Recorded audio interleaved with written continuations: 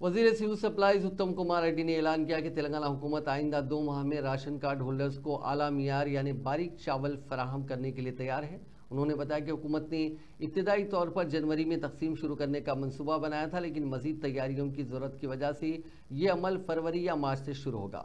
रियासती वजीर ने राशन चावल की गैर कानूनी नकलो हमल के खात्मे के अज़्म का इजहार किया और ऐसे जराइम में मुलविस अफराद के खिलाफ सख्त कार्रवाई की यकीन दहानी कराई। కొత్తగా తీసుకున్న నిర్ణయంలో అన్ని ఎంఎల్ఎస్ పాయింట్స్ లో మరి వే బ్రిడ్జ్ పెట్టే ఒక ప్రక్రియ మొదలుపెట్టినాం।